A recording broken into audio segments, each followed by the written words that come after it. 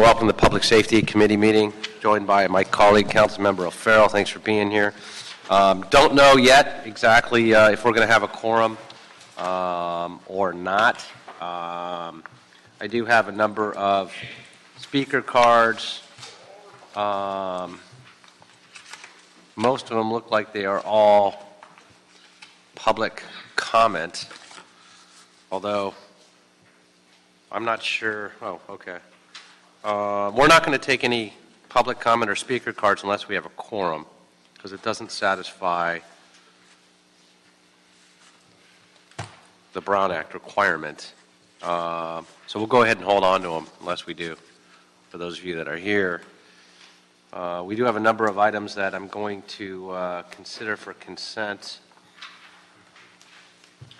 We'll come back to those as well because we have a number of cards. So we'll see what happens with those. We'll go ahead and hear items 11, 18, 23, and 24. And we'll start with item 18.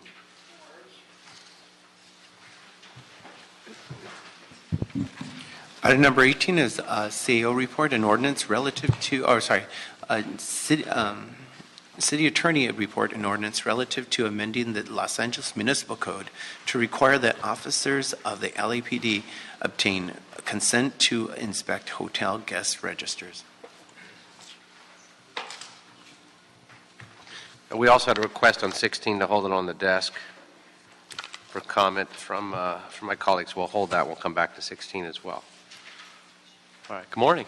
Morning. How are you? Good. How are you? Excellent. All right. So what are we doing here?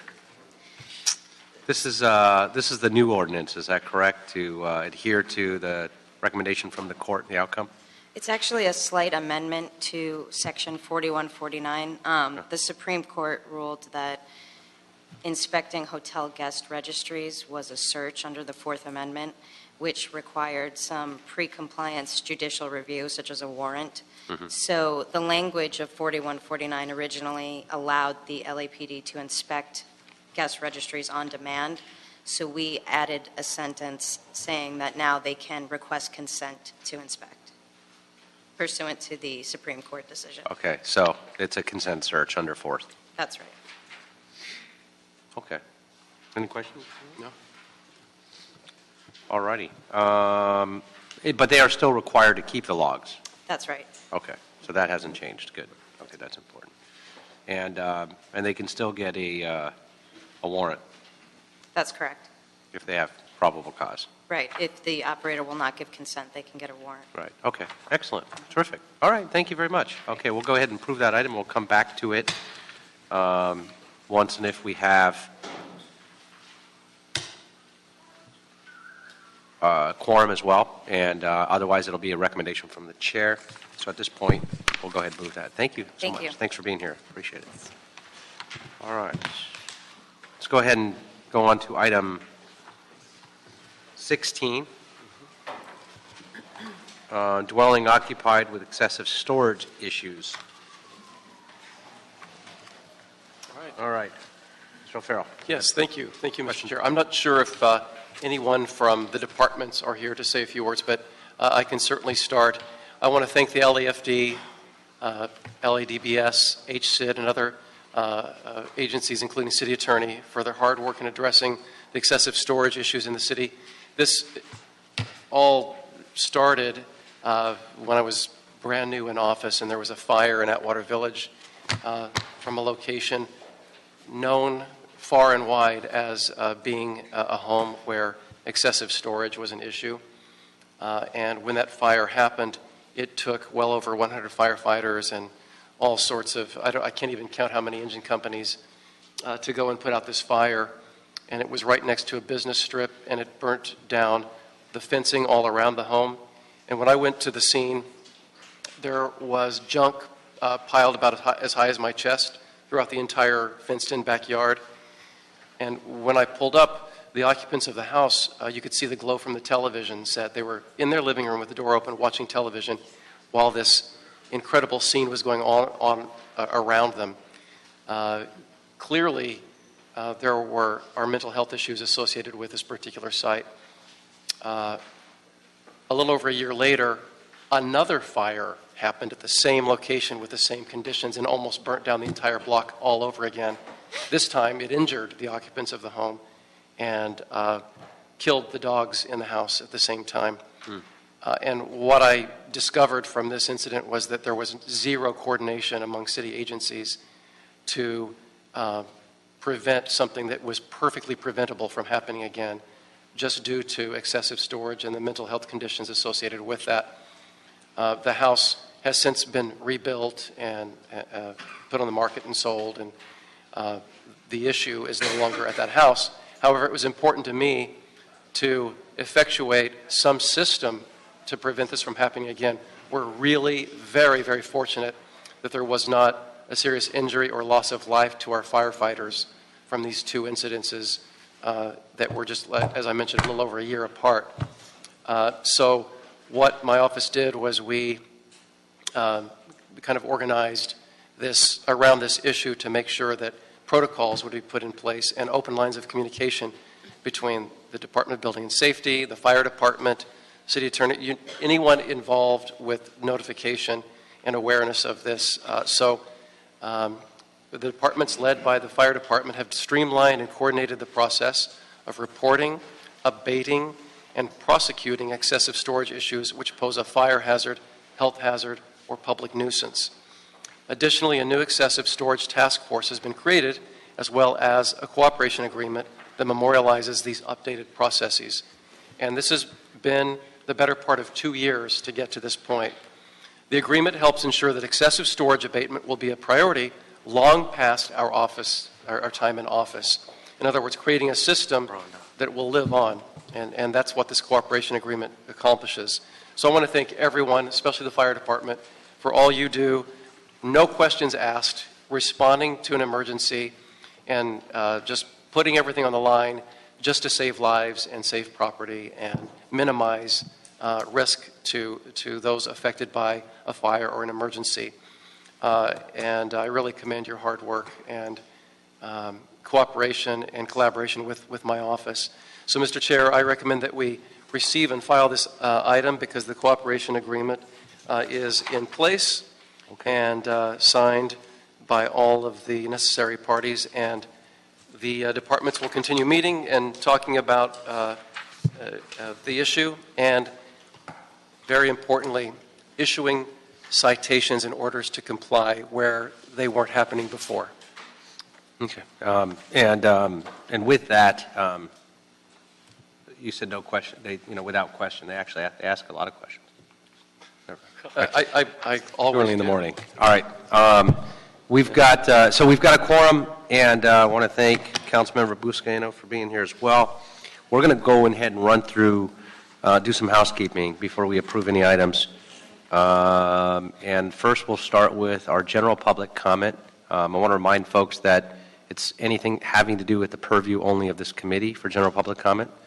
And so with that, we've got Mr. Gambill, followed by Mr. Stone, and Mrs. Sanchez. Are you all here? Not here? Yes. Yeah, come on up for general public comment, please. I thought I saw you. Good morning. And we have 3 mics, so if you all want to come up, we have all 3. If not, okay. 2 chairs. Okay. My name is we Roy need more Stone, President of Librarians Guild. I've sent City Council members, including you, a letter and including copies of incident reports. It's all related to security issues at the Los Angeles Public Library, both Central Library and branches in all of the districts. We have an escalation of problems, and we have a situation where we're not getting the situations fixed, protecting the public, protecting the staff, protecting families who have a right to use libraries everywhere. So we've had incidents of increasing numbers. Masturbation at Central Library is happening on several times a week, public, that is. So people are using the library, look down, and there's maybe somebody exposing themselves and doing things. We have others situations in branches where there's violence, and we need something to happen. Good morning, Morning. Chairman Englander and committee members. My name is Teresa Sanchez. I'm with the AFSCME District Council 36, and I'm staff to the Librarians Guild and also Local 3090. And we came here today to ask the committee for assistance in working with the Library Department and the Los Angeles Police Department that provides security services to the library to see what we can do vis-a-vis improving civilian security staffing in the library, including LAPD personnel, as well as contract security that's used to supplement. There's some problem with getting those contracts renewed, and the two departments do not seem to be able to communicate about how to expedite those things and move them forward. We're also interested in looking at how we can improve city personnel staffing in the libraries. One of the issues is that security staffing is in many of the branches is not available for all of the hours that the libraries are open, and that's been one particular problem. So we're asking for your help and your assistance to assist the two departments to work together. So I know we can't have a dialogue under general public comment, but I'll make a general public comment. What I'd like to see is if you have a list of any data that you can provide on the number of incidents over time, where we can see where they've escalated, or is there a geographic sort of area that we need to focus more on than others? I haven't had those types of complaints from my district, for example, but there's certainly in other areas without question, because you're here telling us about that, and we've gotten letters from you. So what I'd like to see is, rather than painting a broad brush and saying we've got to staff up in security and civilian security and all these other measures citywide, and we just don't have. Well, where can we start making a difference immediately? Where are the biggest issues? Where are they growing the fastest geographically, and what locations and what branches, and then what are your recommendations in terms of best practices instead of just staffing up? What are the things we can do to help prevent some of these things? And so if you can share some of those things with me offline, be happy to help. I know we can't have dialogue, so I'm just sharing my public comment. So. And Mr. Chairman, I'm willing to work with you as well. fantastic. We've fielded a few complaints on the San Pedro Wilmington branch libraries, so to the point where families and children are afraid to use their own public library. So I'm willing to work with you and look at, again, Maybe we'll put in a we could do such. a motion asking for that back and start actually down the path of formalizing some kind of process to capture this information and do something about it rather than letters back and forth. So we'll do on We'll that. do that. Together. Fantastic. Okay. Thank you. Thank you very much. Thanks for being here. All right. Wayne Spindler on every item. You got 3 minutes on every item. You got to stick to the specific item, a maximum of 1 minute, per item. Okay, thank you, Dwarf. Wow, we have so many fucking items here, so let's try Get to off the go agenda, through so them. stay on it. Yeah, I'm talking about the fucking items. Item number 1, beverage control. Yes, you should do everything to control beverages, especially keep them away from Councilman Weezer. Yes. And then, you also want to keep alcohol away from Herb Wesson's kids. It's not a good thing. Okay, that's off topic. You're not on the topic. Yeah. So if you're going to call out specific council members, it's not on the it's not on the agenda. But You're going to utilize all your time. You're done. No, So that's what I don't want. you know the rules, Wayne. Come on. You're here every day.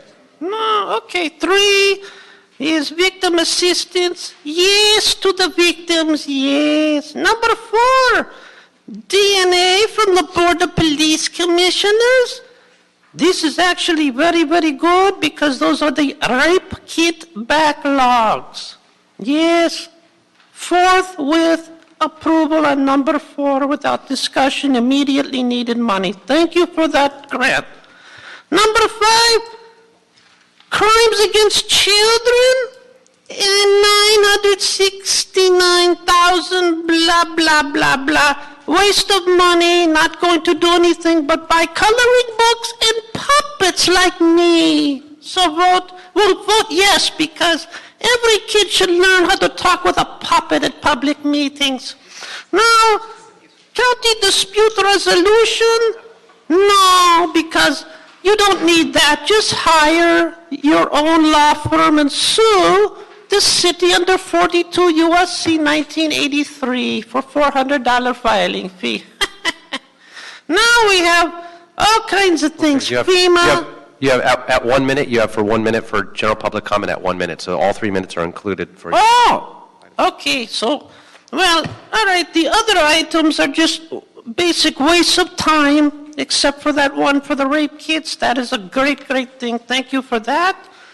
Also, number 24, let's talk about the Rams. And of course, we have this piece of crap football team, the Rams. And you know that the Rams have a terrible record. They have no quarterback. So I'm going to file the report. The Rams suck. We do not like the Rams. I wanted the Minnesota Vikings, the Los Angeles Vikings, not these stupid Rams. The Rams have no quarterback, their coach sucks, their ownership sucks, and they're going to be moving over to Inglewood. So let's tax them 50% of all of their earnings for the next 3 years, and if they don't pay it, put the Rams in jail unless they sign a quarterback and start winning some goddamn games, because I'm not going to pay to see a loser like the Rams. All right, thank you very much. Thank you.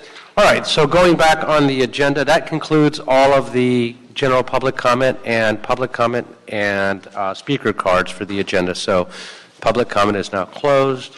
I'm going to ask then on consent, items 1, 2, 3, 4, 5, 6, 7, 8, 9, 10, item 12 and 13, 14, 15, and 17, 19, 20, and 21, and 22. Move the items. Okay, so those are moved without objection. Number 16, we already heard, so we'll go ahead and approve that as I believe it was a note and file. 16? Okay. 16? So that's a note and file, that's approved, and we heard that item. That'll be the order without objection, and now we'll go ahead and take item 11, please. Nurse practitioner position for the fire department.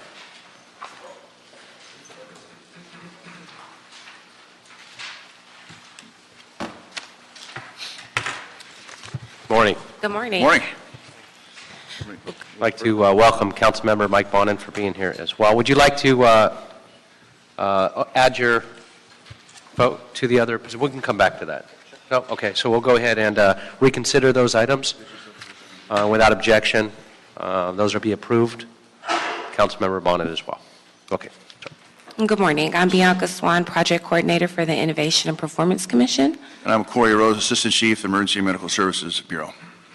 In June 2016, City Council approved funding in the amount of $169,521 from the Innovation Fund for the Los Angeles Fire Department Sober Unit Pilot. The original concept paired firefighter-paramedic with the community outreach worker from the Los Angeles Homeless Services Authority to provide assistance to serial inebriates. The Sober Unit will work closely with the new freestanding sobering center scheduled to open this month in Skid Row. Los Angeles Fire Department has now proposed an alternative staffing approach, which includes pairing the LASA community outreach worker with a nurse practitioner instead of a firefighter-paramedic. The Innovation and Performance Commission has reviewed and approved this change. The EMS nurse practitioner classification has been established by the Personnel Department and needs to be authorized. There is also a correction to the recommendation number 3 that I would like to note as well, and I could read that now or... Yeah, go ahead, please. So the technical correction to recommendation number 3 should be revised and read as follows. Transfer $111,021 from account 001093, salaries, overtime, constant staffing, to Innovation Fund 105/10 LAFD Sober Unit account number 10N931. and we're available to answer any questions you might have. Okay. Colleagues? Why the $19,000 difference 19,000? in the transfer? Oh, it was a typo. Typo. Okay. Yeah. Good catch.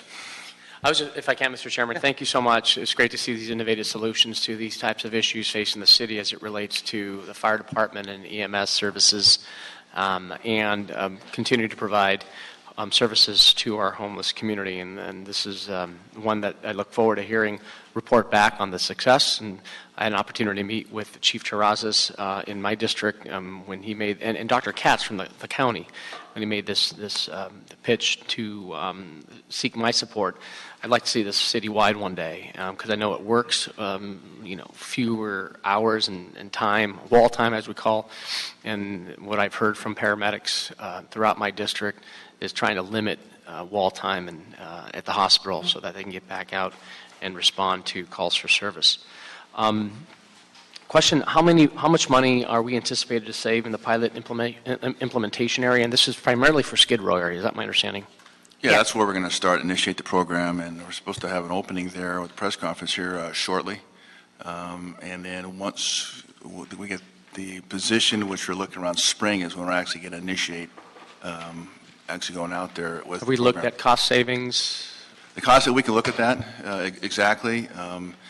There's going to be immediate savings in time, Sure. as far as response time for folks. As far as cost savings, I can get back to you with the number on that.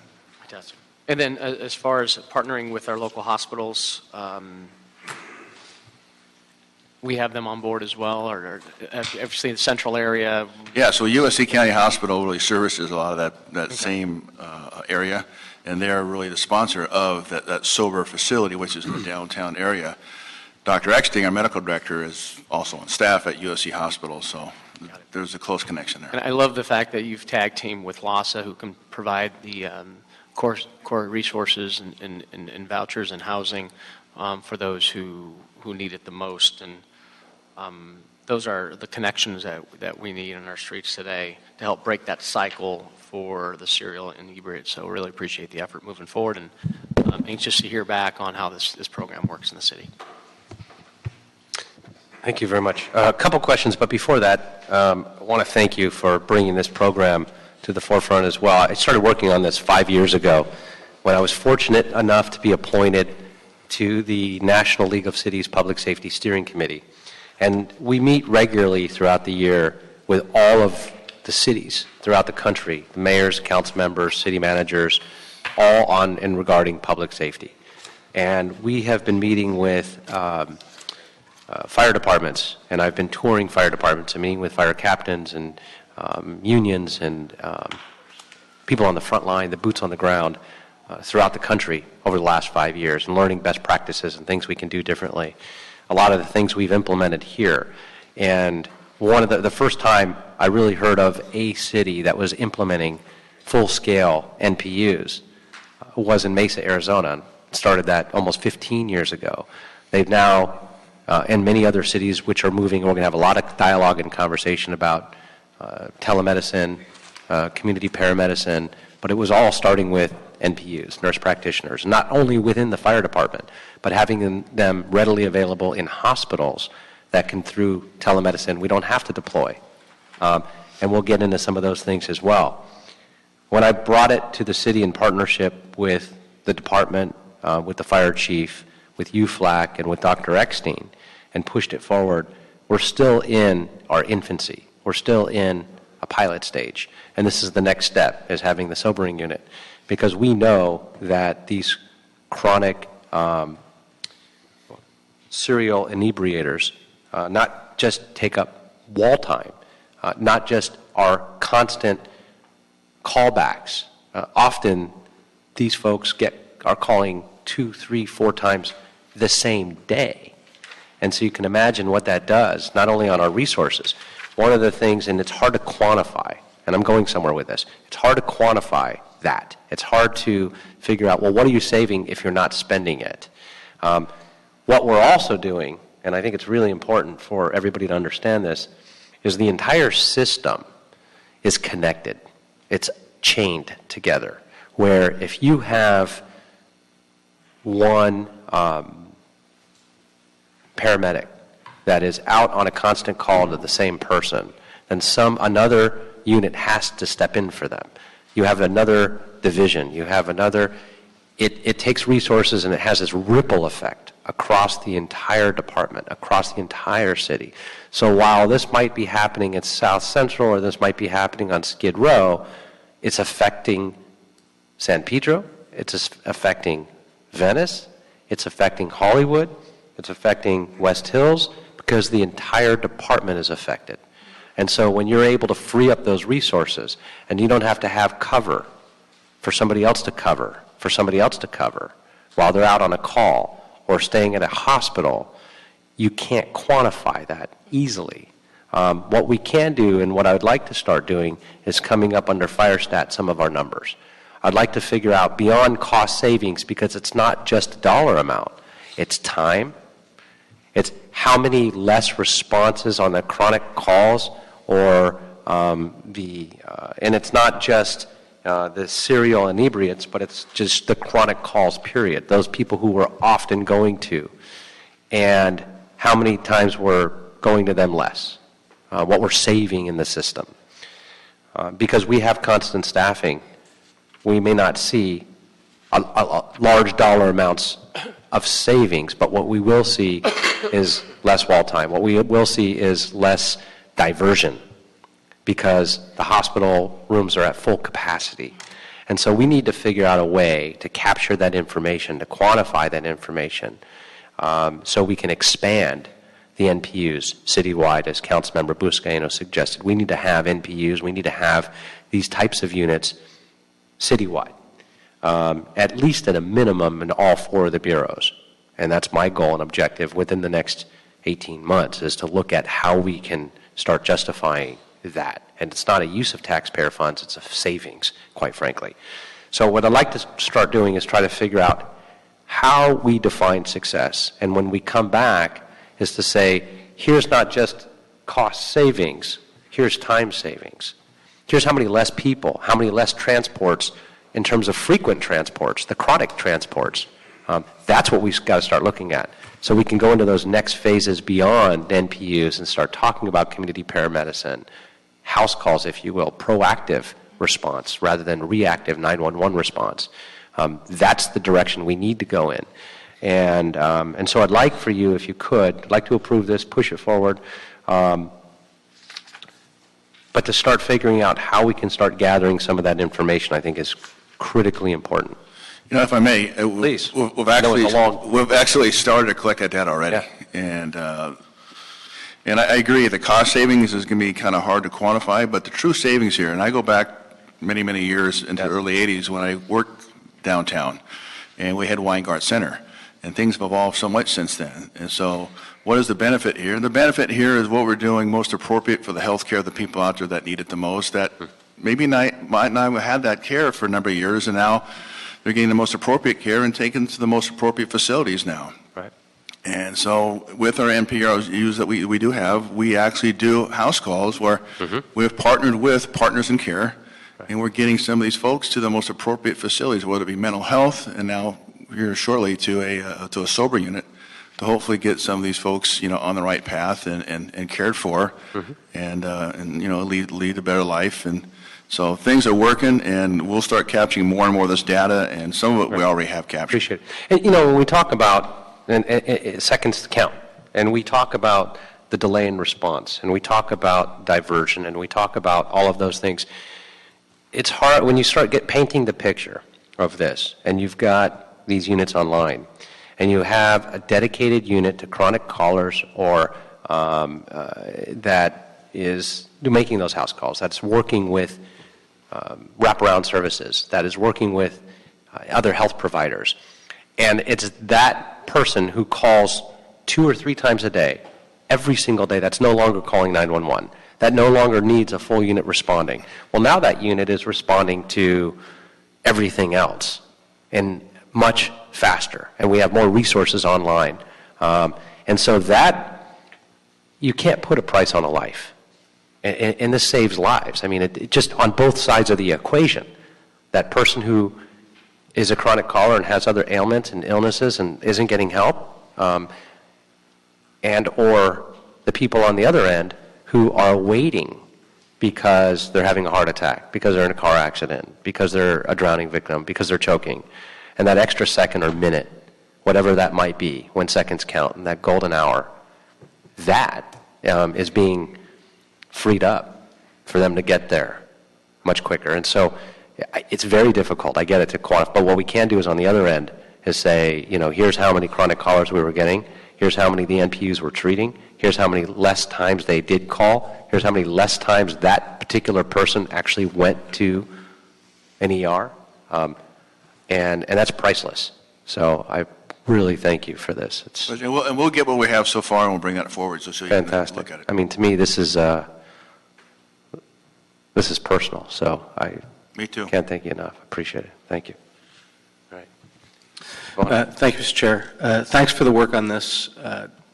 The greatest concentration of homelessness in the city is in Skid Row.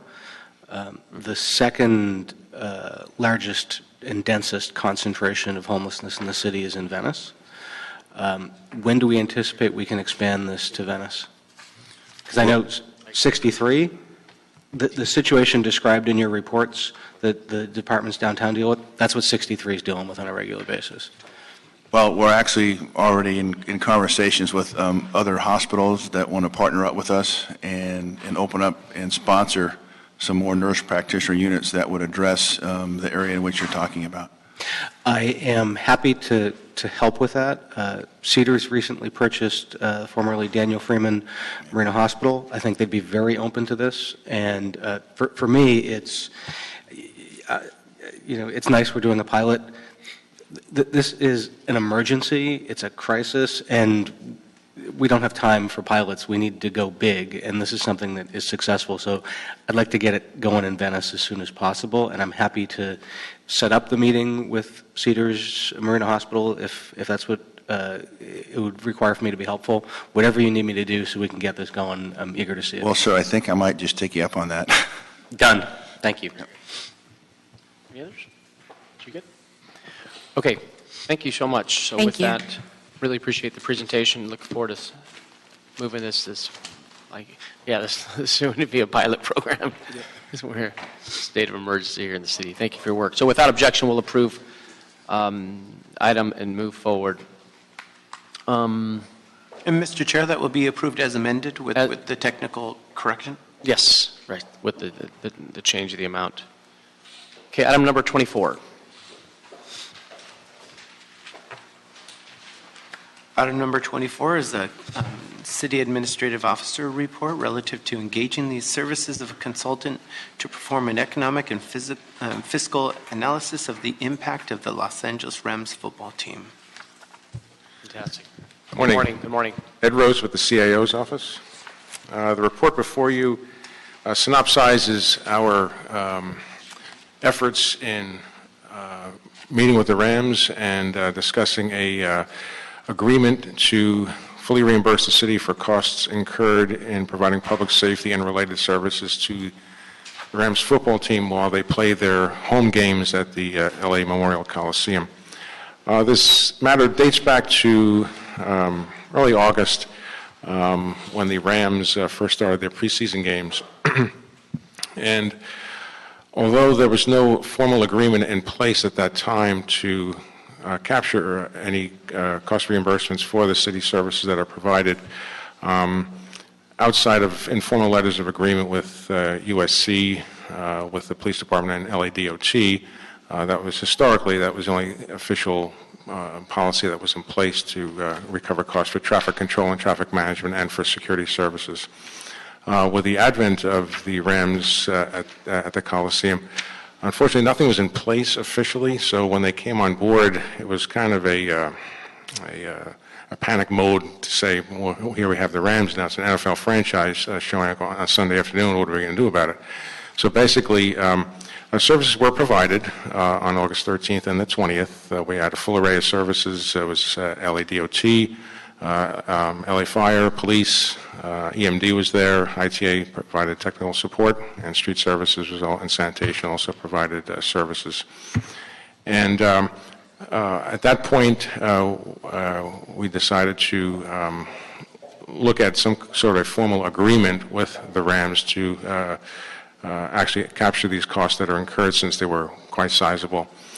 The city does have a policy in place, although it wasn't fully exercised. It's the special events policy that's authorized under the LA Municipal Code, and that's coordinated by the Bureau of Street Services, and they typically, Street Services typically uses this process in other major venues and events citywide in order to fully capture and provide services to these specific venues.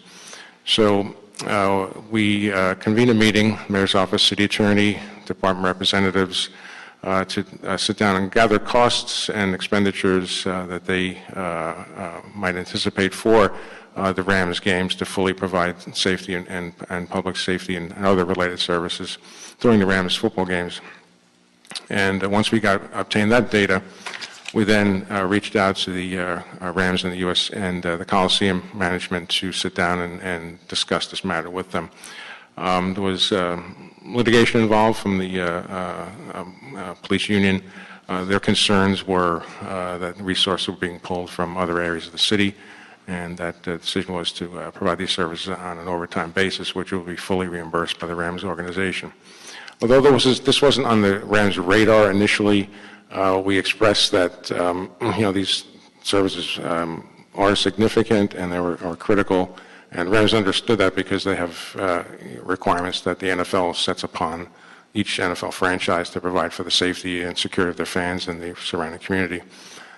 So based upon that, they were agreeable to reimbursing the city for the costs that have been incurred through the special events process. And that's probably the easiest and best way to do it, because it involves all city departments that would provide services, and it would also provide for full cost recovery. And so subsequently, the Rams agreed to reimburse the city for the preseason games in August and on a go-forward basis for the regular season for this year. In our report, we recommend that the city, street services and other related departments report back to public safety to give a postseason wrap-up of how the services were provided, if there's any issues in the providing of services and things of that nature, since this is the first full season in probably decades that the Rams or any NFL franchise has been in the city.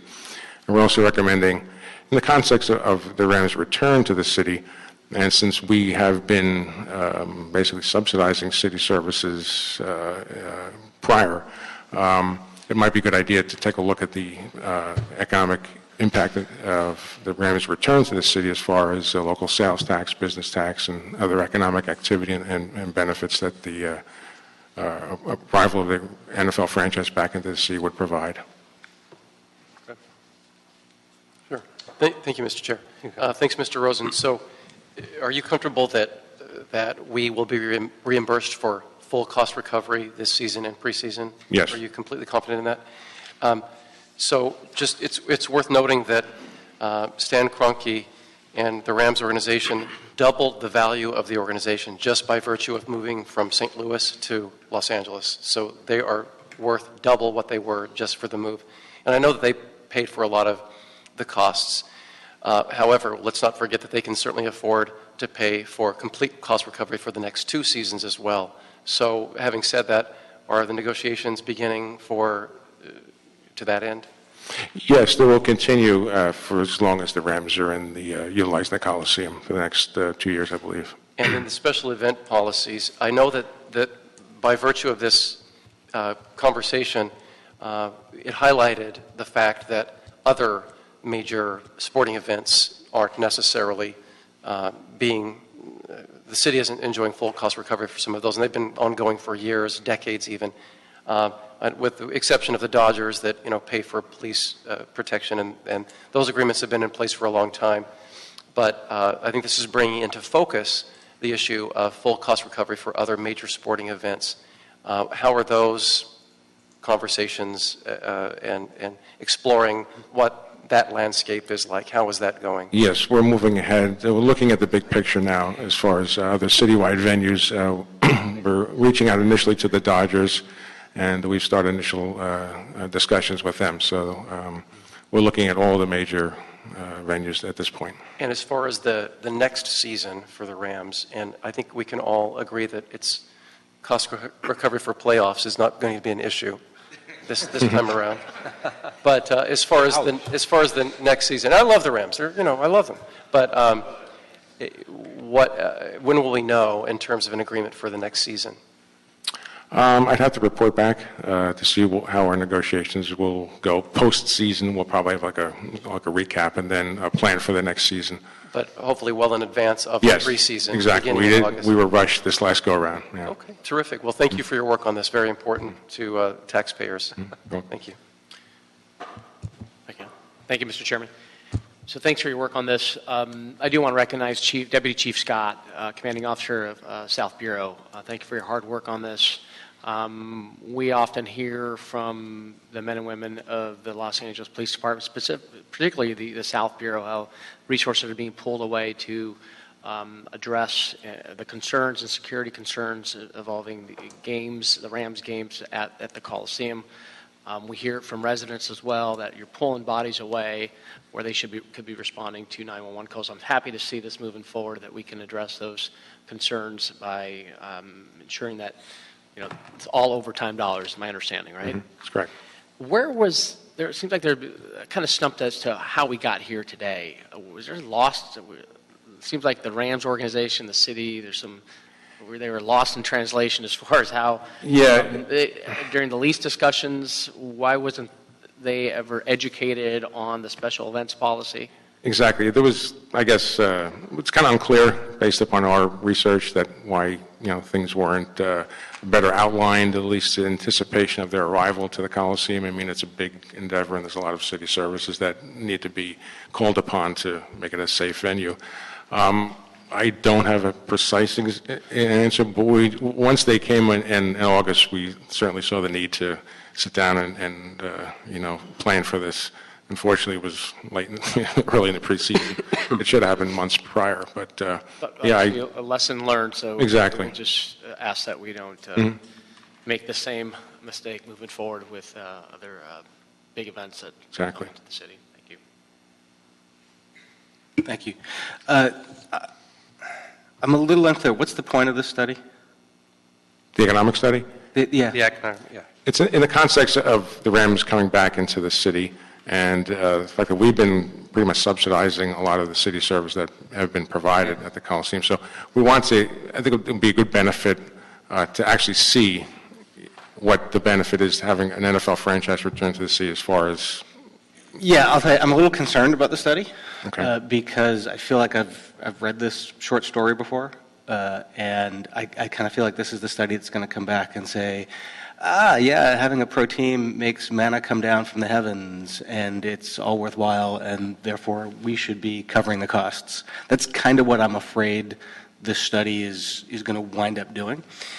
So I'd ask that your office and the folks who were eventually hired to do the study to also read a report that was written about 6 years ago by Quentin Fleming of USC. He happens to be a constituent of mine, but he wrote it in the context of the discussions about the downtown stadium. And he found that the teams are usually not an economic boon for cities, but it just displaces revenue from local residents that would have otherwise been spending money elsewhere in Los Angeles. And I think that consideration is important to sort of have in the mix. Okay. But I'm really concerned that that's where this type of study tends to head, is that we later come back and say, it's going to be politically controversial to fight these teams to be paying their fair share, and here's our political justification for not asking them to pay their fair share, because we argue that it brings more revenue, and I'm not convinced that's the case. How much is the study going to cost? I don't have that figure right now.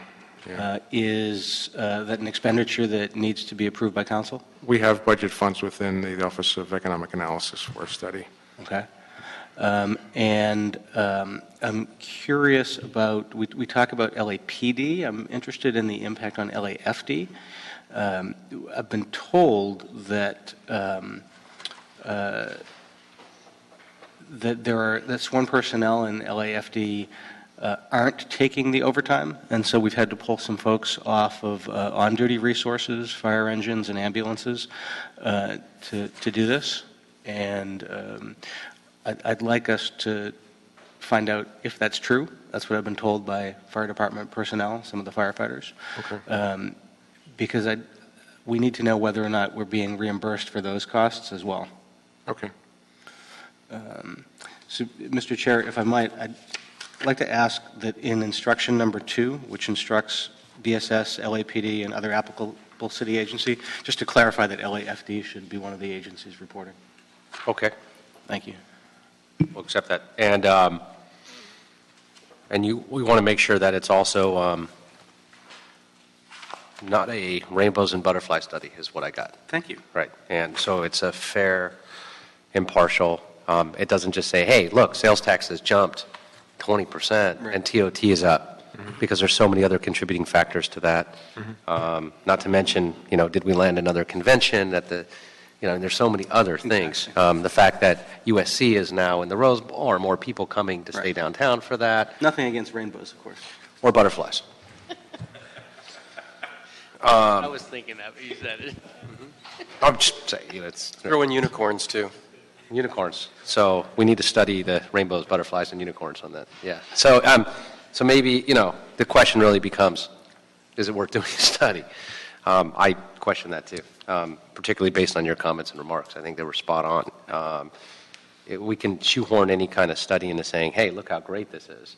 At the end of the day, maybe we have some benefit, but we certainly have resources we're expanding, and they have a benefit as well. So maybe that's a wash, and we've just got to recover our costs, period, and just not do a study and say, here's our actual cost, here's what you owe us. It's not complicated. Right. And throw everything in the mix. It's police, fire, transportation, sanitation, everything. And so I think that's probably the best way of looking at it as well. I agree. All right, so we'll approve it with those recommendations, and that'll be the order. Thank you very much. It's great. Very helpful. Thanks for all your work on this, too, by the way. Really appreciate it. I know it's been, Yes. we inherited this and had to play catch-up quickly, so, yeah, appreciate it. And then I want to go back to reconsider item 11 to make sure that, that I was on there as well. So we'll approve item 11 once again. Without objection, that'll be the order. And I think that leaves us now with item 23. Our final item, 23. Item number 23 is a report from the Board of Fire Commissioners relative to a donation of the acceptance of 6,000 units of intranasal naloxone. And while opening this up and asking the fire department to start weighing in on this, colleagues, we need to have a deep discussion. In fact, maybe even possibly a special public safety committee in the future, in the near future, on opiates and what is happening in our society. It's one of the fastest, not only growing drugs and addictions. There's an opiate prescription for every man, woman, and child in Los Angeles. That's the quantities. Those are the numbers. And you start looking at the numbers and the fact that these prescription pads are flying off the shelves with these and getting people hooked. And overdoses are climbing in this country in record numbers. And young folks who are having pill parties. And I mean, this is a national discussion that we haven't even had here in Los Angeles for whatever reason in the city of LA. And I don't know why. But I think we need to start focusing on it and start getting some of the numbers, and I'll start bringing some of those back to this committee as well. One of the ideas in looking at this, it's also a big focus nationally, and if you could just speak to that a little bit before we talk about naloxone and some of the other things that easy things that we should be not only administering, but having police and fire carrying, which many other agencies throughout this country are starting to do. We're way behind the curve, I believe, on this. But if you can walk us through this. Absolutely. It's naloxone, also known as Narcan. It's been a drug that's been around for a number of years. When I started my pre-hospital care in the field back in 1980, We had it back then. But, Mr. Chairman, I have to agree that opiate-driven narcotics are, it's not just an epidemic, it's a pandemic. It's everywhere. It's around us. And those types of narcotics lead to, opiate derivatives is a respiratory depressant, which then eventually, quite often, people stop breathing. And if the appropriate medication, in this case Narcan, is not administered in a timely manner, these patients will die. And so, yes, in fact, there is an increase in opiate derivative overdoses that can be easily countered by the use of Narcan. So what's happened with Narcan is now there is an easy way to give it, and that's through a nasal spray, which is very, very simple to use. And there has been legislation that allows law enforcement to actually use this medication. I would ask that we have an extension, because there's some other hurdles that we have to work through still. Sure. But LAPD and LAFD has been working hand in hand and diligent.